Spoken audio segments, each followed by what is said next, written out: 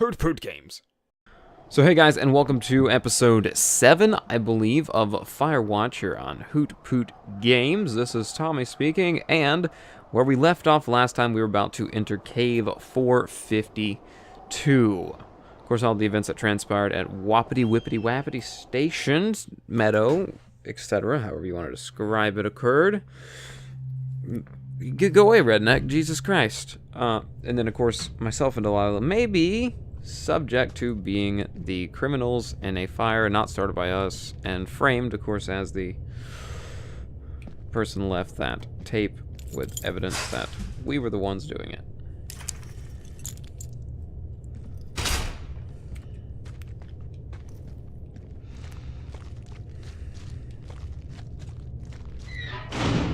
What the hell?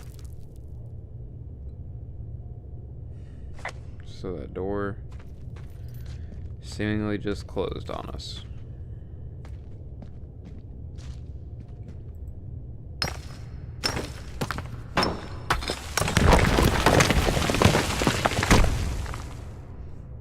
Alright, cracking rocks that we can squeeze through, or Jesus, this is a big cave.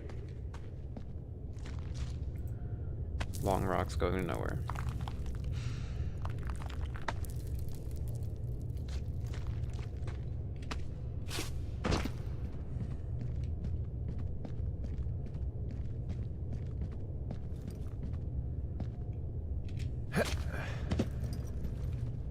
It's freezing in here.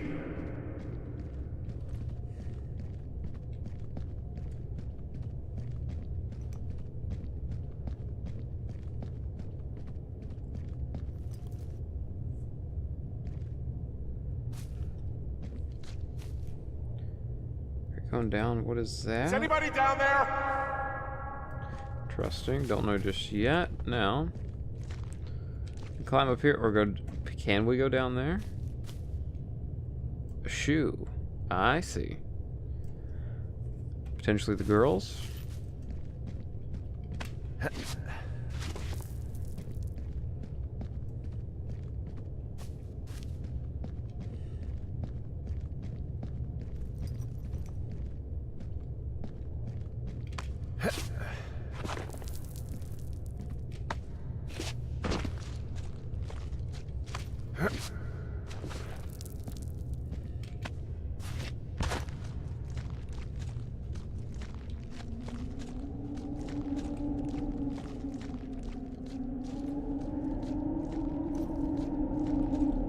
So now where does the cave come out?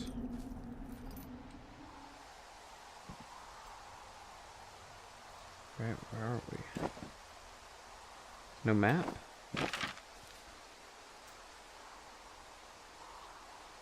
Our location? Anywhere? Okay, way off the grid. Hey, look, Hawk's Rest. That was that abandoned cabin, which I told you guys about. Sadly, I didn't have footage of that playing it back, the game back up to this point. Alright, let's see what unexplored. Hey, are you there?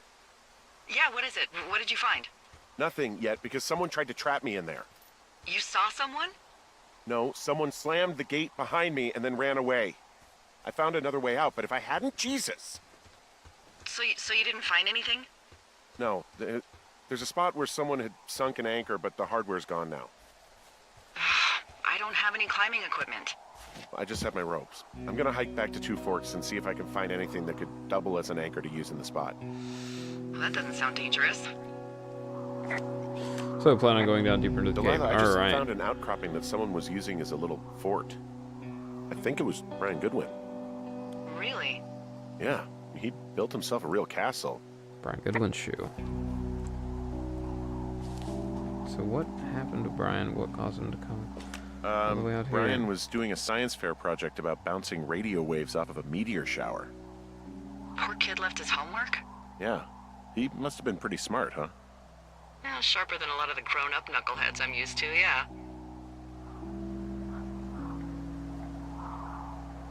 What, you're saying I'm one of those knuckleheads, is that it? I wasn't, but, now that I think about it... Because I know lots of stuff. Oh, please, drown me in your surplus of knowledge. I've been waiting all these years for a man as wise as you to take this job. Well, that wait's over, sweetheart. Call me sweetheart again, and you'll use that big sexy brain of yours to fill out your unemployment paperwork. Sorry, boss.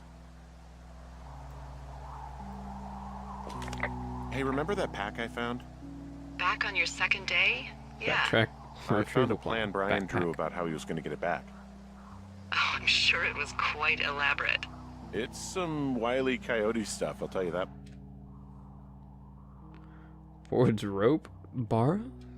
Rocks, tools. All these are borrowed. Much. I want to read this. This seems interesting. Brian Goodwin, Hamilton Science Fair, rough draft. Mrs. McNamara. 6th grade, April 4th. Wow, 3 years ago.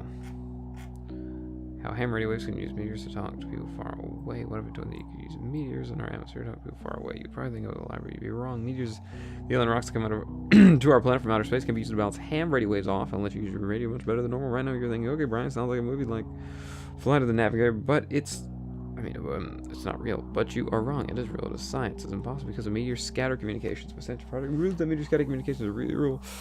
I'm butchering this real bad. But what it is. What it is. MSC is a radio propagation mode that utilizes the ionized trails of meteors within our atmosphere. Meteors, upon their atmospheric entry, can create a dense path of ionized particles that the ham radio operator can use to establish brief communication paths between operators up to blah blah blah blah blah. You guys want to read this, finish it up? Go ahead.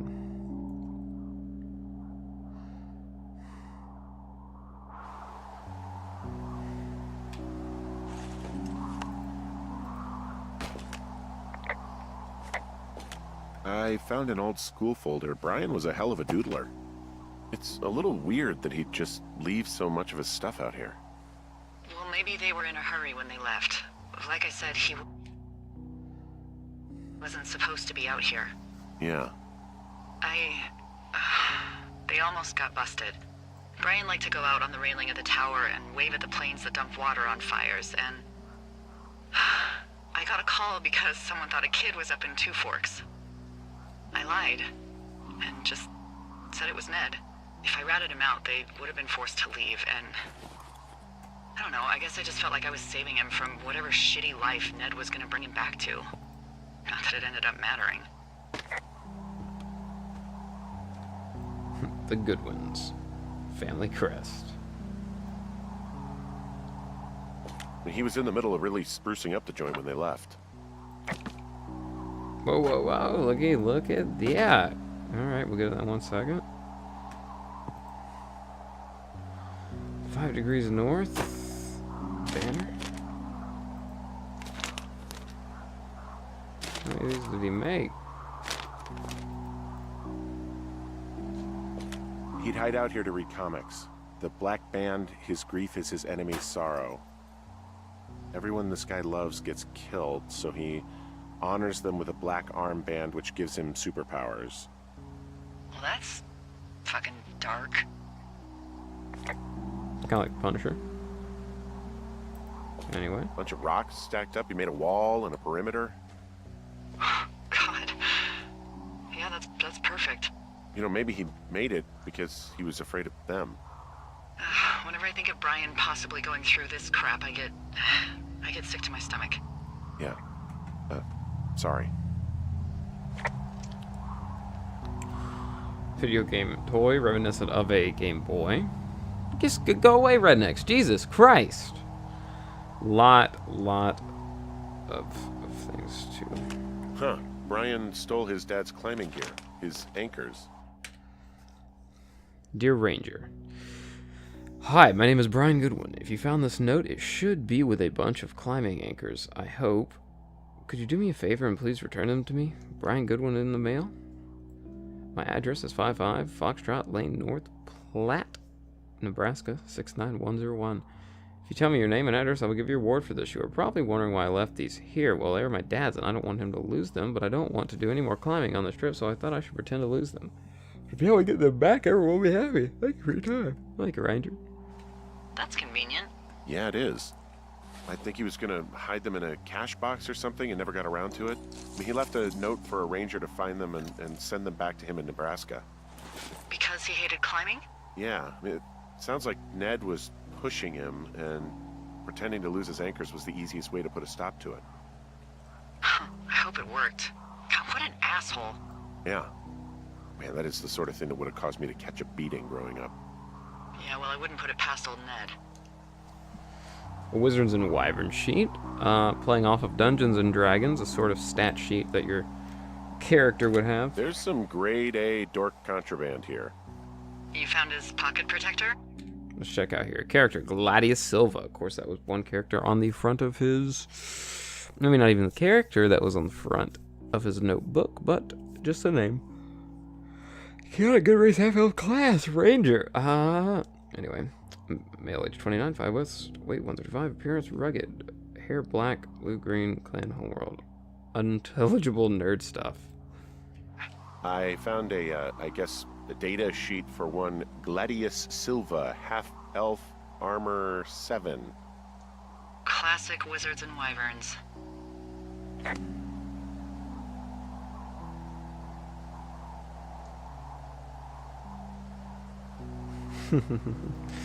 I like that. I like that.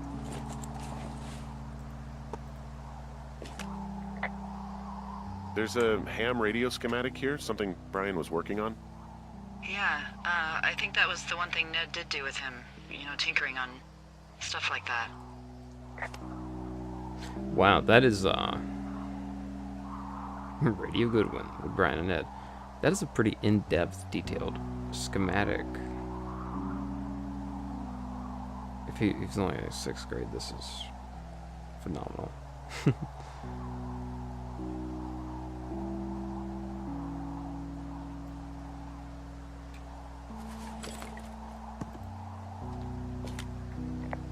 There's a busted old toy out here, some sort of electronic game. Yeah? I like Pong. Everybody likes Pong. Gosh, Brian had everything he loved out there. There's also a postcard here from Brian to, I guess, his neighbor.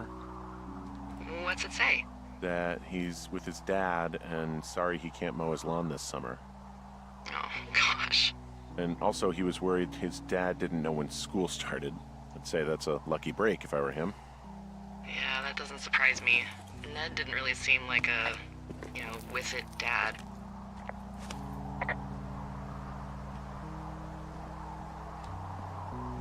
I was just interested if that was an area to go down cracked. Oh wow, okay, that's what these cracks are for. And of course there was one of these back in that, at the very entrance of the cave, I see.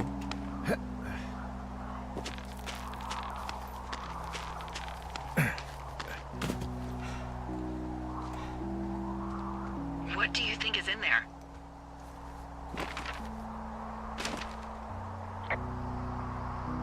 I don't know, really. I mean, we gotta find out. What do you think? Whatever it is, they don't want you telling anyone about. I mean, they closed the door when they could have just... Bashed your head in with a rock or chopped you up with a... Are you serious with this shit right now? a hatchet. God, are you sure you want to go back in there? Yeah, especially now that I'm thinking about all the fun ways to be killed. I'm sorry. Look, at least whoever locked you in doesn't know you've gotten out. Hopefully you find whatever they're hiding in there, and it'll be worth the risk.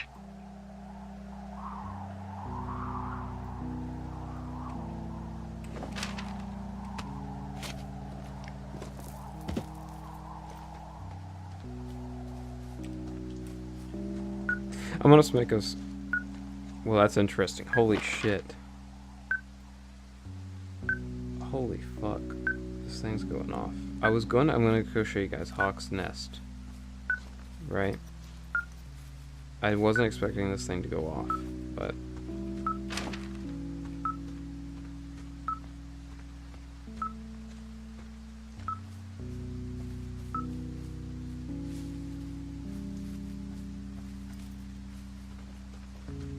Alright, so this was the one unique thing that was uncovered by having to place this game up to day 3 the second time, was this old cabin, right?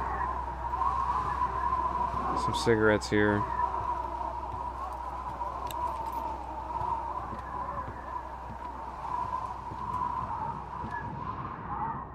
It was not this dark when I first came down here, but biggest thing, of course, is there's the age here, a stove that had nothing in it, but this, right? Floor of the Shoshone. Anyway, that was leading me earlier that someone was probably not going to know where we, or they were going to know where we were, regardless of what Lila was trying.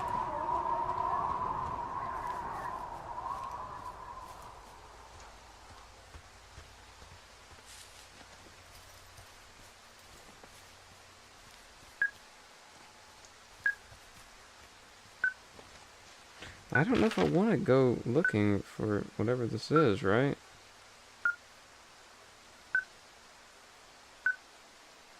I'm saying it's directly west of me?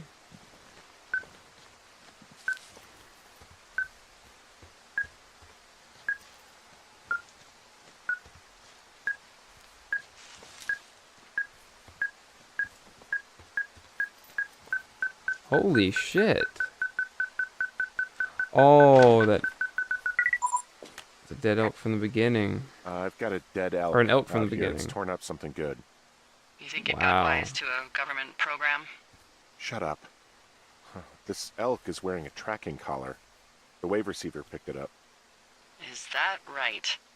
Yeah, it's numbered. Makes sense. Maybe they were tracking elk at that site.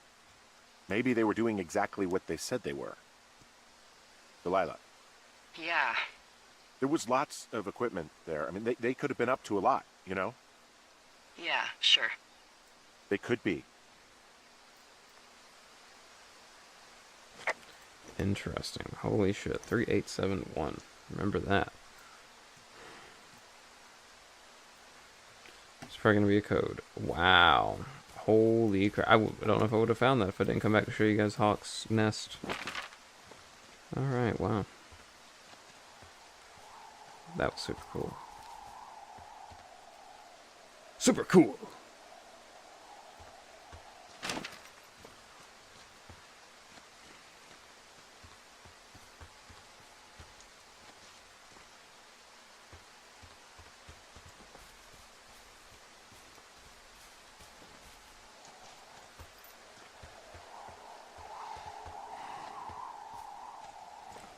Oh, also, those girls turned up.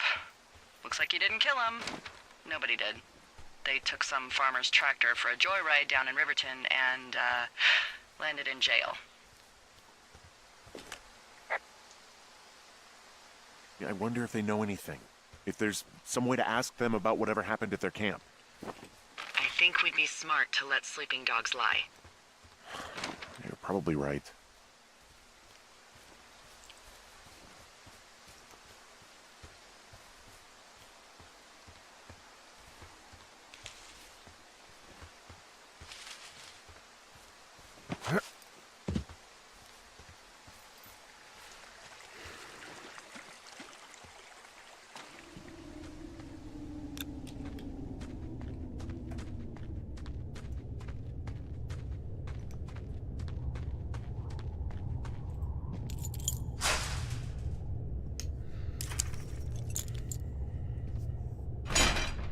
Now, the interesting thing here is, does that person know we're back, right?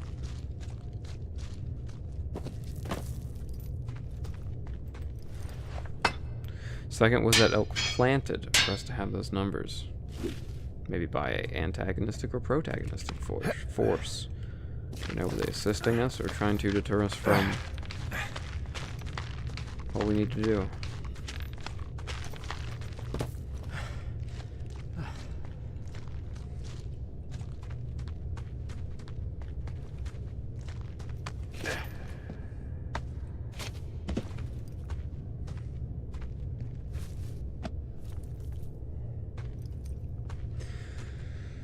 Alright guys, that is going to conclude the 7th episode of Firewatch. And of course when we come back we will now truly see what happens in the cave. I feel like this is turning into a DBZ series. On the next episode of Firewatch. Alright guys, goodbye.